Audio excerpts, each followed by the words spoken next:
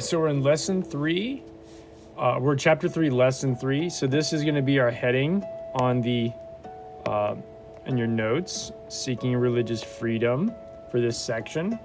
Go ahead and get that written down, and when you're ready to move on, we can go ahead and get started. In England in the 1600s, it was a crime to belong to any church other than the Church of England. Members of the church called separatists, however, wanted to set up their own churches and make their own rules. As a consequence, many members of the church were arrested and fined. So go ahead and copy down that chunk. That's all going to be one sentence, right? Go ahead and get that copied down, and we'll move on in 3, 2, 1. In the early 1600s, a group of separatists decided to move to the Netherlands to escape persecution. This group later became known as the Pilgrims. The Pilgrims found religious tolerance in the Netherlands, but they eventually decided to leave. Some historians believe that they left because they were concerned about losing their English identity. The Pilgrims also found it difficult to make a living there. So go ahead and copy those notes down, and we'll move on in 3, 2, 1. The Pilgrims decided to venture to North America for both religious and economic reasons.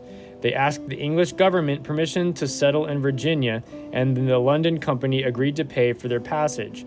In return, the Pilgrims had to send resources such as timber, fish, and furs back to the company. So there are your notes. Go ahead and get those copied down, and we'll move on in 3, 2, 1. Over here we see a map of New England colonies. So this is where all the colonies were at. Okay, very good. So let's go on to the next page. So we're in a new section.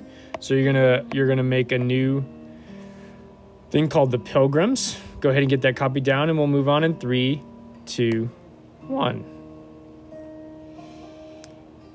In September of 1620, 102 men, women, and children set sail from Plymouth, England on a ship named the Mayflower. About 40 of the 102 passengers were pilgrims. These pilgrims faced a number of hardships on their 66-day voyage across the Atlantic Ocean, including storms, rough seas, disease, and hunger. So there are our notes. Go ahead and copy them and move on in 3, 2, 1. When they finally caught sight of land, they realized that they had not landed in Virginia as they had planned. Instead, they were hundreds of miles north at what is today Cape Cod, Massachusetts. The Pilgrims were changing the rules of their original agreement by settling in a different area. Led by William Bradford, the colonists drew up a new contract for their community. This document, called the Mayflower Compact, provided the outline of a new government.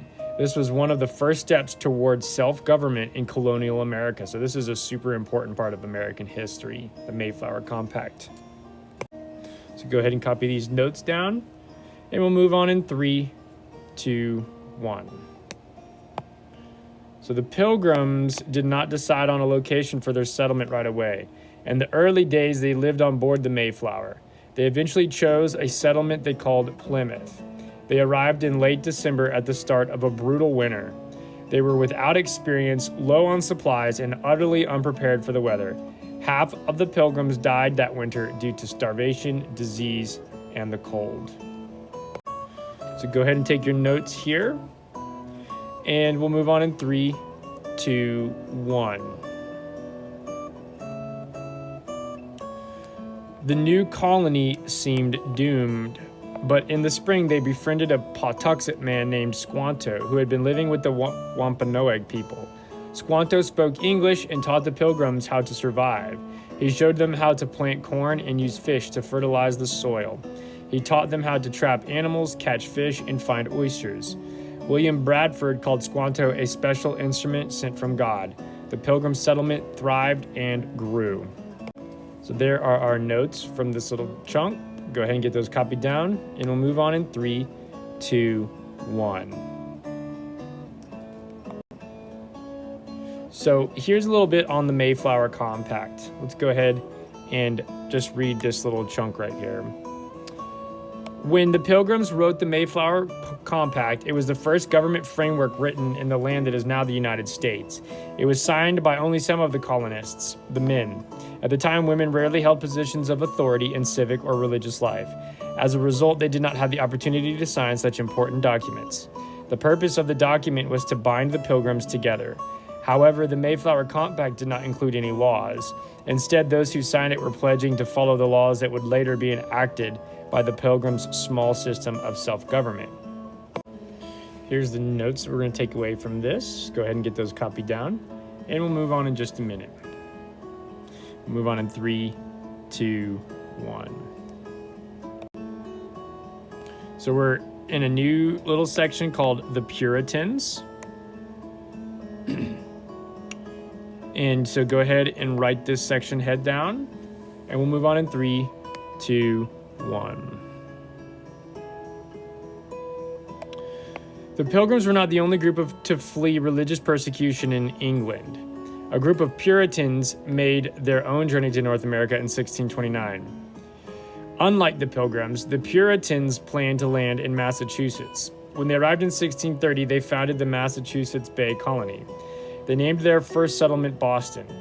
Another difference between the Pilgrims and the Puritans was that the Puritans had not separated from the Church of England.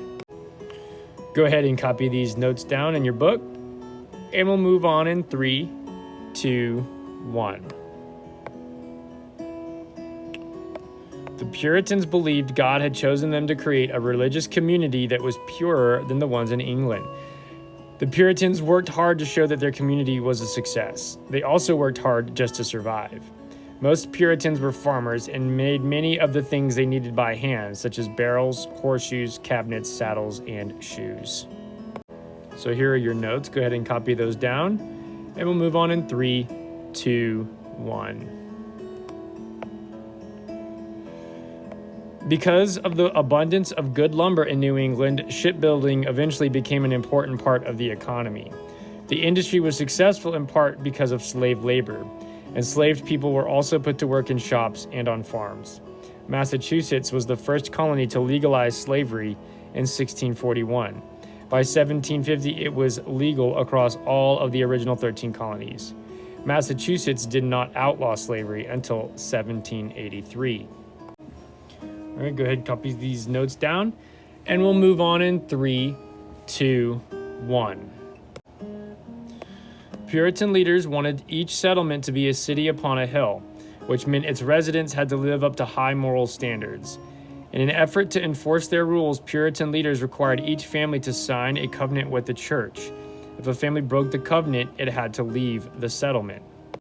Go ahead and copy these notes down, and we'll move on in 3, 2, 1. Puritan children were taught the value of hard work from an early age. Young children were expected to work around the house. They also learned to read because the Puritans believed everyone should be able to read the Bible. So here's your notes. Super important here that they learn to read. That's a big deal because at this time, a lot of people were not able to read anything. So it was really important that they were making it an important thing in their community that everybody learned how to read. So they did it so they could read the Bible, but it helped everybody in a lot of different ways being able to read. Go ahead and get those notes copied down, and we'll move on in 3, 2, 1. By age 12, girls did the same chores as women, such as churning butter, spinning and dyeing cloth, and making soap and candles. Girls usually did not get any additional schooling. Boys helped with the farm animals, chopped wood, and picked vegetables before going to school. At school, some had the chance to learn another language, such as Latin or Greek. Boys also began to learn a trade, such as blacksmithing or printing. So go ahead and copy these notes down. We're paying attention to the fact, at a certain age, the girls were working at home, and the boys were able to continue going to school. At school, they were learning Latin and Greek, very fancy, and they got to learn specific trades. All right, so go ahead and copy these notes down, and we'll move on in 3, 2, 1. Life for Puritan women consisted mostly of managing the home and raising children. Most women were not allowed to own property, and they were supposed to be obedient to men. They were not allowed to participate in town government. Only men could vote in town meetings in which they decided issues and made laws. Go ahead and copy these notes down, and we will move on in 3, 2, 1.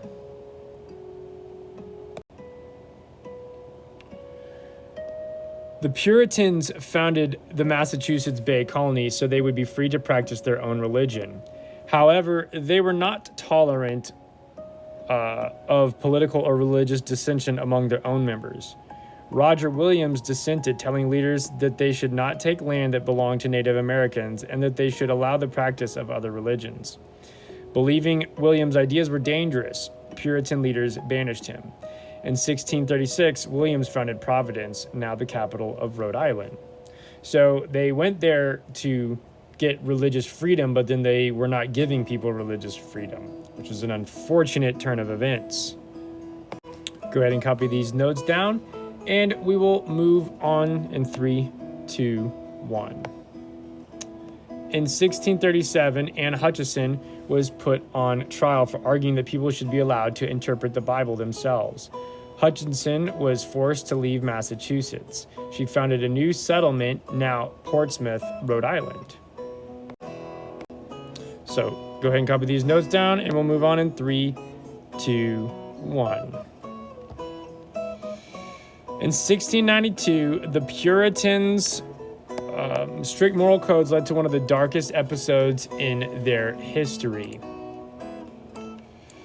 3 girls in Salem fell mysteriously ill. They blamed 3 women for using witchcraft on them, and other accusations soon followed. From June to September, the Puritans tried and hanged 19 people for witchcraft. Finally, a higher court stepped in to stop the trials. It's very dark. It's called the Salem Witchcraft Trials. It's very dark. There's a lot of books written about it. Very interesting. Events like these left some Puritans yearning for more independence from the church. In the 1700s, ministers like John Wesley, Jonathan Edwards, and George Whitefield began to preach in a dramatic, emotional style. They emphasized the importance of faith over actions. They and their followers created the Baptist and Methodist churches, which focused on ordinary people who had not been attending church regularly. This movement, called the First Great Awakening, led many away from Puritanism.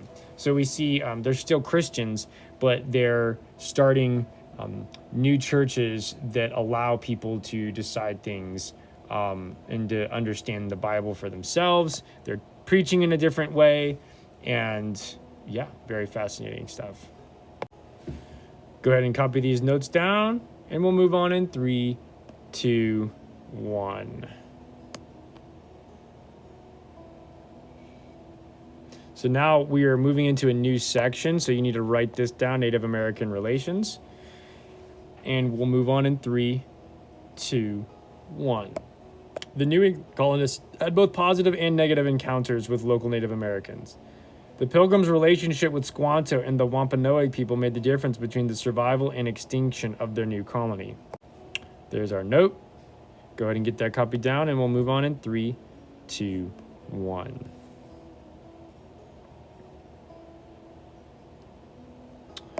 To give thanks for their survival, the Pilgrims and Wampanoag had a 3-day festival to celebrate the good harvest. This feast would later be called the First Thanksgiving. The Wampanoag brought deer, and the Pilgrims brought turkey, goose, duck, and a variety of vegetables and fruits.